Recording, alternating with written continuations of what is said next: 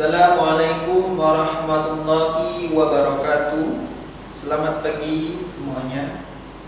Baik, sebelum kita memulai belajar mengajar kita pada pagi hari ini, marilah kita berdoa menurut kepercayaan kita masing-masing. Berdoa dimulai. Berdoa selesai. Bagaimana kabarnya anak-anakku sekalian? Alhamdulillah, semoga kita selalu diberikan kesehatan dan kemudahan untuk menuntut ilmu di sekolah kita ini.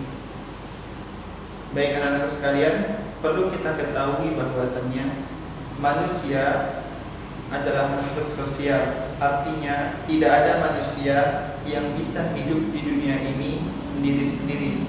Setiap manusia pasti memerlukan pertolongan orang lain untuk bertahan hidup.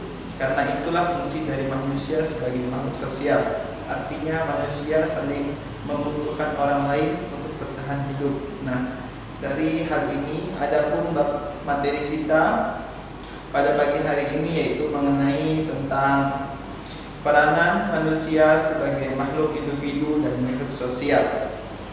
Nah, sebelum Bapak menjelaskan mengenai materi peranan manusia sebagai makhluk individu dan makhluk sosial, di sini Bapak akan memaparkan terlebih dahulu mengenai pada konsep pembelajaran materi pada pagi hari ini.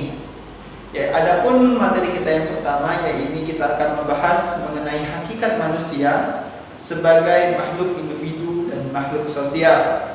Nah, nanti setelah kita mengetahui arti dari manusia sebagai makhluk individu dan makhluk sosial, selanjutnya kita akan membahas mengenai peranan manusia sebagai makhluk individu dan makhluk sosial. Oke, kita tulis dulu ya daftar itu tentang konsep pembelajaran kita pada pagi hari ini.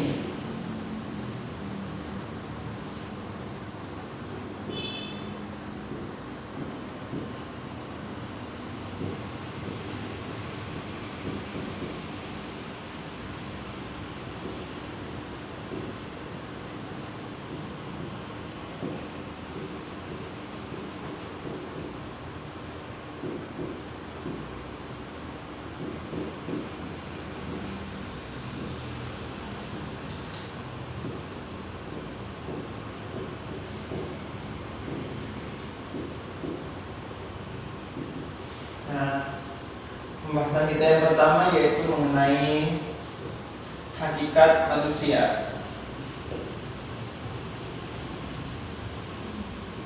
Hakikat manusia, yakni sebagai pertama makhluk individu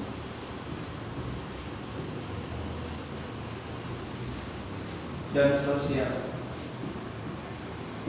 Setelah kita mengetahui hakikat pengertian dari makhluk manusia sebagai makhluk individu dan makhluk sosial, selanjutnya kita mengetahui mempelajari tentang peranan manusia sebagai makhluk individu dan makhluk sosial.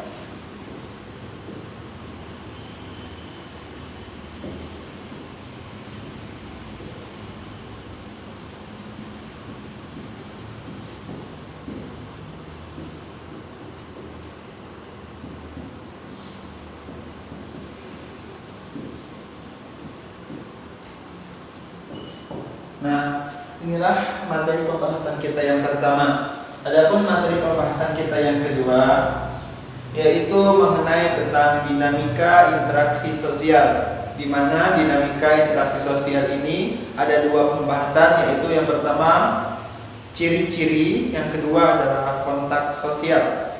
Kita tulis.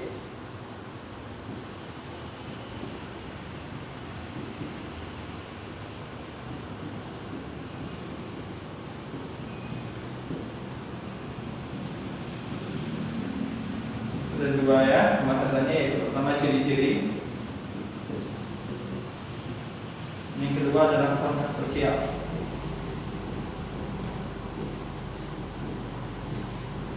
Kontak sosial ini materi kita yang kedua. Adapun materi kita yang ketiga yaitu tentang dilema antara kepentingan individu dan kepentingan masyarakat. Ya, materi kita yang ketiga yaitu dilema antara kepentingan individu dan kepentingan masyarakat. Di mana di sini pada materi kita yang ketiga yaitu ada dua pembahasan, yaitu pertama tentang pandangan individualisme, yang kedua ada pandangan sosialisme.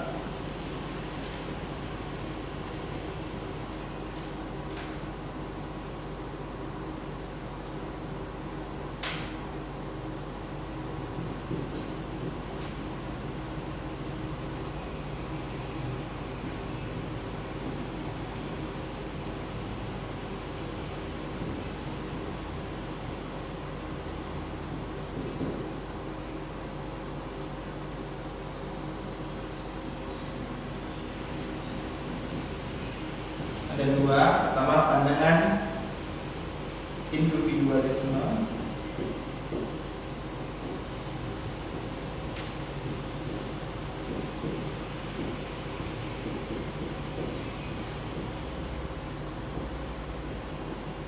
yang kedua ada pandangan sosialisme.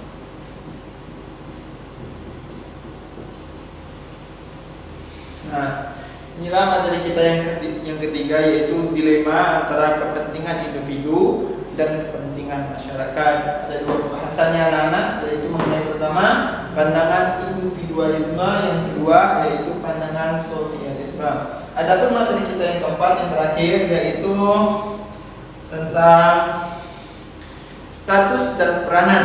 Nah, status dan peranan ini ada tiga pakar ahli yang menurut tiga pakar ahli, yaitu yang pertama menurut Ralph Linton, yang kedua menurut Roger Warren, yang ketiga menurut Mayor Pollack. Ya, kita tulis nih status dan peranan.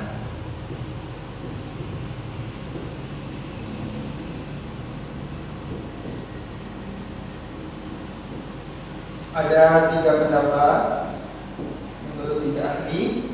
Ya, ini yang pertama menurut Ralph Linton.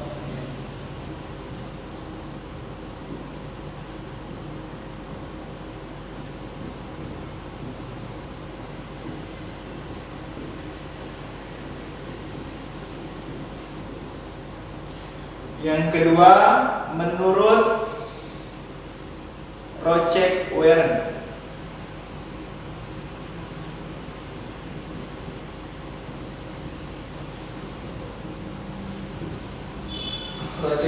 Adapun yang ketiga yaitu menurut Mayor Pollack. Yang ketiga menurut Mayor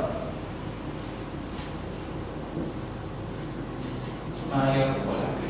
Nah, inilah 4 materi yang akan kita bahas pada pagi hari ini mengenai tentang peranan manusia sebagai makhluk individu dan makhluk sosial.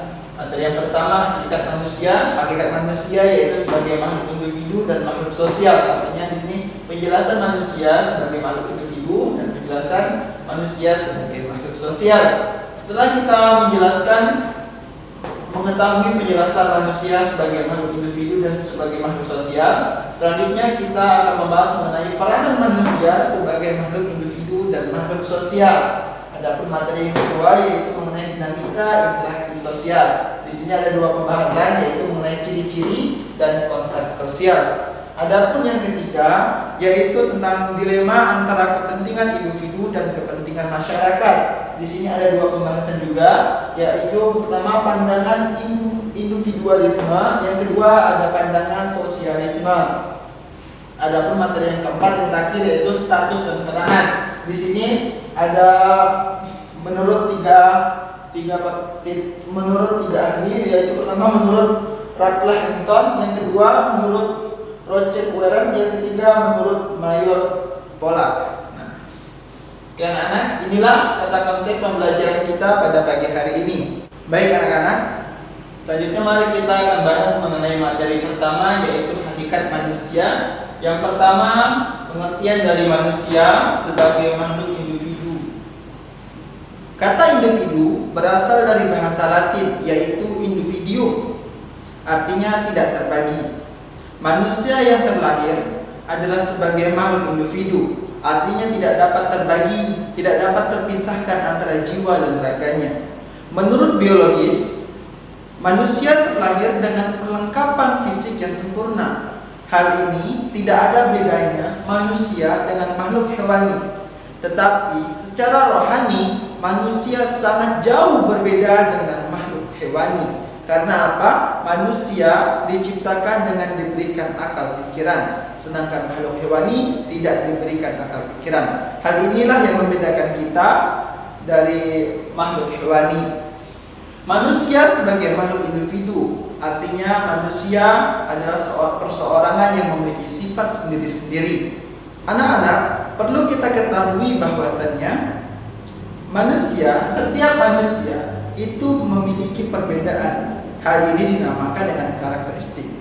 Manusia memiliki perbedaan seperti memiliki watak yang berbeda, kebutuhan yang berbeda, cita-cita yang berbeda. Bahkan jikalau ada manusia terlahir kembar, dia pasti memiliki watak yang berbeda. Karena manusia tidak mungkin memiliki kesamaan keseluruhan. Nah, itulah pengertian dari manusia sebagai makhluk individu. Adapun penjelasan yang kedua yaitu mengenai manusia sebagai makhluk sosial. Manusia sebagai makhluk sosial, artinya manusia selalu membutuhkan orang lain. Di dalam kehidupan, manusia selalu membutuhkan orang lain untuk berinteraksi. Tidak ada manusia yang bisa hidup sendiri-sendiri. Karena apa? Kita ini manusia yang diciptakan sebagai makhluk sosial, artinya membutuhkan orang lain, baik dalam rangka untuk berinteraksi atau untuk saling tolong menolong. Karena pada hakikatnya manusia adalah makhluk sosial, artinya manusia tidak bisa hidup sendiri. Baik anak-anak, itulah penjelasan singkat mengenai pengertian dari manusia sebagai makhluk individu dan manusia sebagai makhluk sosial. Perlu kita ketahui bersama perbedaan antara manusia sebagai makhluk individu dan makhluk sosial, yaitu manusia sebagai makhluk sosial hidup dalam lingkungan masyarakat. Nah, dalam hal ini manusia yang hidup dalam lingkungan masyarakat ini memiliki sebuah norma, memiliki sebuah aturan. Arti dari norma yaitu adalah seperangkat aturan atau kebiasaan umum yang menjadi patokan perilaku dalam suatu masyarakat. Nah, sedangkan dalam individu itu tidak memiliki norma, tidak memiliki aturan. Karena manusia sebagai makhluk individu yaitu artinya memiliki sifat sendiri-sendiri. Sedangkan manusia sebagai makhluk sosial itu memiliki sebuah norma, sebuah aturan. Nah, adapun contoh-contoh dari norma, jenis-jenis norma ini yaitu yang pertama contohnya seperti norma agama, norma kesusilaan, norma kesopanan, norma hukum, dan norma-norma yang lainnya. Nah, dengan diadakannya norma-norma tersebut, maka kita dalam bermasyarakat harus menjalankan norma-norma tersebut. Norma-norma yang telah disepakati bersama. Apabila kita melanggar dari norma-norma tersebut, maka kita akan mendapatkan sanksi. Sanksinya adalah sesuai dengan kesepakatan bersama. Oleh sebab itu, kita sebagai makhluk sosial tidak boleh melanggar norma-norma yang telah ditentukan. Itulah perbedaan antara manusia sebagai makhluk individu dan makhluk sosial, itu terletak pada norma. Nah, baik anak-anak, setelah tadi kita mengetahui mengenai pengertian dari manusia sebagai makhluk individu dan pengertian manusia sebagai makhluk sosial dan perbedaan antara manusia sebagai makhluk individu dan makhluk sosial, selanjutnya kita akan membahas mengenai peranan manusia sebagai makhluk individu dan sosial. Pertama, peranan manusia sebagai makhluk individu. Nah, peranan manusia sebagai makhluk individu yang pertama yaitu menjaga dan mempertahankan harkat dan martabat manusia. sebagai makhluk individu tentunya ya. Yang kedua, mengupayakan terpenuhi hak-hak dasar sebagai manusia. Yang ketiga, merealisasikan segenap potensi diri baik sisi jasmani maupun sisi rohani. Adapun yang keempat mengenai peranan manusia sebagai makhluk individu, yaitu memenuhi kebutuhan dan kepentingan diri demi kesejahteraan hidupnya. Nah, itulah peranan manusia sebagai makhluk individu. Adapun peranan manusia sebagai makhluk sosial, yaitu yang pertama, melakukan interaksi dengan manusia lainnya. Yang kedua, membentuk kelompok-kelompok sosial. Dan yang ketiga, menciptakan norma-norma sosial sebagai peraturan tata tertib dalam kehidupan. Nah, disinilah itulah peranan-peranan manusia sebagai makhluk individu dan makhluk sosial. Baik anak-anak, ada materi yang kedua kita, yaitu mengenai dinamika interaksi sosial. Di mana dinamika interaksi sosial ini ada dua pembahasan. Yang pertama, ada ciri-ciri dari interaksi sosial. Yang kedua, ada kontak sosial. Nah, interaksi sosial. Interaksi sosial merupakan faktor utama dalam kehidupan sosial. Interaksi sosial berarti melakukan hubungan sosial yang dinamis, yang menyangkut hubungan timbal balik antar individu, antar kelompok manusia, maupun antar orang dengan kelompok manusia. Bentuk interaksi sosial ini ada 4. Yang pertama, akomodasi. Yang kedua, kerjasama. Yang ketiga, persaingan. Dan yang keempat adalah pertikaian. Nah, dari hal ini, adapun ciri-ciri dari interaksi sosial ini ada 4. Yang pertama, pelakunya lebih dari 1 orang. Jelas, dalam melakukan interaksi sosial, maka itu pelaku harus minimal ada 2, tidak mungkin sendiri dalam melakukan interaksi sosial. Adapun yang kedua, adanya komunikasi antar pelaku melalui kontak sosial. Jelas, ketika kita sedang melakukan interaksi sosial, pasti kita melakukan komunikasi, ada yang sedang dibahas. Kemudian yang ketiga, mempunyai maksud dan tujuan. Nah, dalam melakukan interaksi sosial, dalam kita berbicara dengan lawan bicara kita, pasti kita mengutarakan apa maksud dan tujuan kita berbicara, berkomunikasi.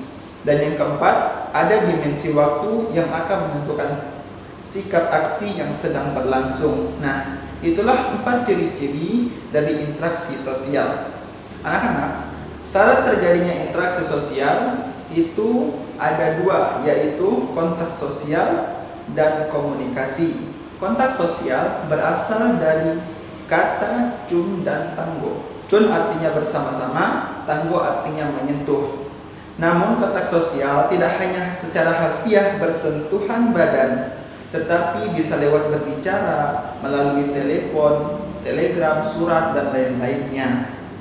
Anak-anak, perlu kita ketahui bersama bahwasannya kontak sosial itu bersifat primer dan sekunder.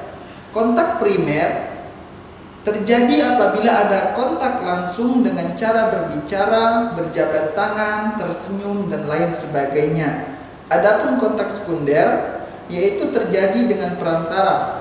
Kontak sekunder langsung, misalnya melalui telepon, ada mendengarkan radio, TV, dan lain sebagainya.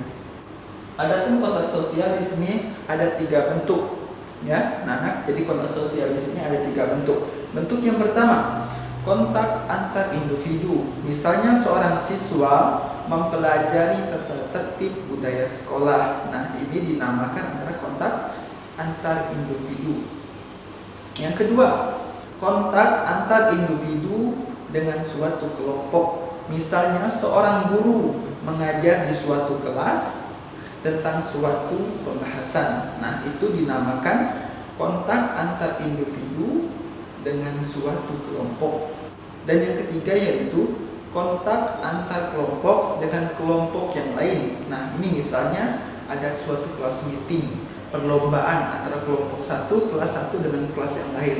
Nah, ini dinamakan dengan kontak antar kelompok dengan kelompok yang lain. Nah, itulah pembahasan dari dinamika interaksi sosial, mengenai ciri-ciri dan konteks sosial. Nah, baik anak-anak, adapun materi kita yang ketiga yaitu mengenai tentang dilema antara kepentingan individu dan masyarakat, di mana dalam materi kita yang ketiga ini ada dua sub pembahasan, yaitu pertama pandangan individualisme, yang kedua pandangan sosialisme.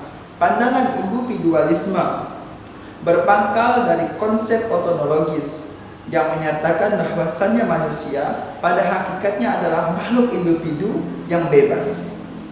Anak-anak, paham ini memandang manusia sebagai makhluk pribadi yang utuh dan lengkap, terlepas dari manusia yang lain. Manusia sebagai makhluk individu yang bebas. Karena itu, ia harus memiliki hak-hak dasar yang tidak boleh dihalangi oleh siapapun.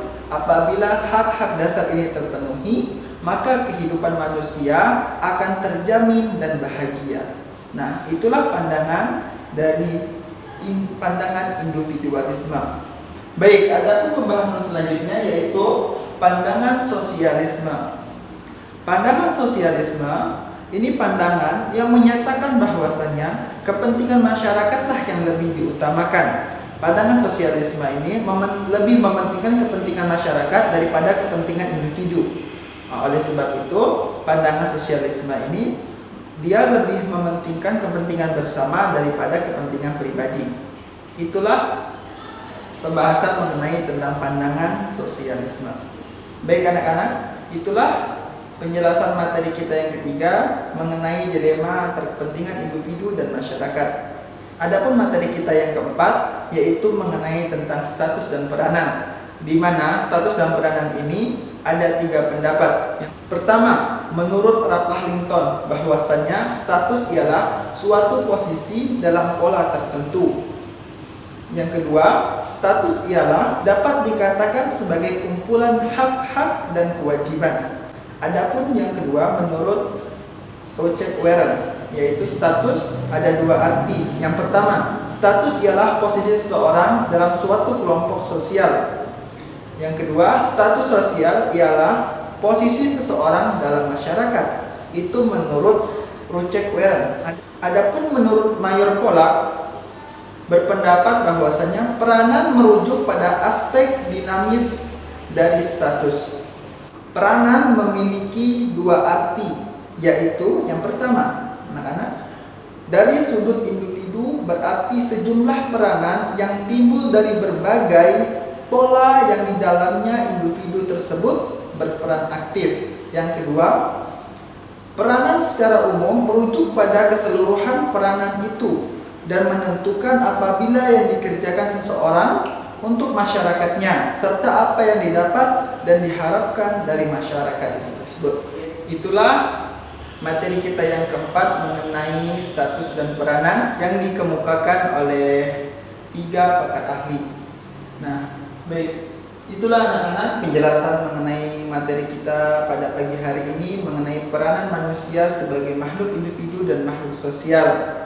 Semoga dengan dipaparkannya tadi dari peta konsep hingga penjelasan-penjelasan, anak-anak dapat mengetahui peranan manusia sebagai makhluk individu dan makhluk sosial. Baik, demikianlah pembelajaran kita pada pagi hari ini. Semoga materi kita pada pagi hari ini dapat dimengerti. Baik, Bapak akhiri. Assalamualaikum warahmatullahi wabarakatuh. Selamat pagi semuanya.